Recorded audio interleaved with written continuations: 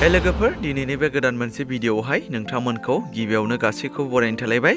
स' लोगोफोर दिनै नोंथांमोननि सिगाङाव गोबाव समनि उनाव मोनसे गोदानै फैनो गोनां मिउजिक भिडिअनि सायाव सुंद' आपडेट लानानै फैलायबाय। स' नोंथांमोना बे मिउजिक भिडिअआ मा आरो सोर सोरनि फाव खालामनायखौ नुनो मोनगोन बेफोरखौ मिथिनो थाखाय भिडिअखौ जोबजासिम नायलाङोब्लानो जाबाय। स' लोगोफोर बर'निनो कमेडियान एक्टर बिथां मेन्डेला ब्रह्म आरो रितिशा उजिर बिथांमोननि फाव खालामनायाव दांदुलि मुंनि मोनसे गोदान मिउजिक भिडिअ फैनो थांगासिनो दङ दे लोगोफोर आरो बे फैनो गोनां मिउजिक भिडिअनिनो डाइरेक्शन एन्ड करिय'ग्राफखौ खालामदों सोमावसार बसुमतारी बिथाङा। स' लोगोफोर बिथांमोननि बे गोदानै फैनो गोनां दांदुलि मिउजिक भिडिअनि सोमोन्दै दासिमाव मोजाङै फुल डिटेल्स मोननाय जायाखै, जायनि थाखाय आं नोंथांमोननि सिगाङाव फोरमायनो हायाखै आरो बे मिउजिक भिडिअखौ बबे प्रडाक्शननिफ्राय एबा बबे इउटुब चेनेलाव नुनो मोनगोन बेखौबो मिथिथ'नाय जायाखै। जायखिजाया नोंथांमोना बे मिउजिक भिडिअखौ थाबैनो नुनो हासिगौ। स' उनाव आङो माबाफोर बिनि फुल डिटेल्स मोनोब्ला नोंथांमोननि सिगाङाव गुबुन मोनसे भिडिअनि गेजेरजों फोरमायनो नाजाबावगोन। आरो नेक्स्ट आपडेटआव दङ एमबि प्रेजेन्ट बेनारनिफ्रायबो मैया गोसो गोसो मुंनि मोनसे गोदान अफिसियेल मिउजिक भिडिअ रिलिज जानानै थांबाय दे लोगोफोर।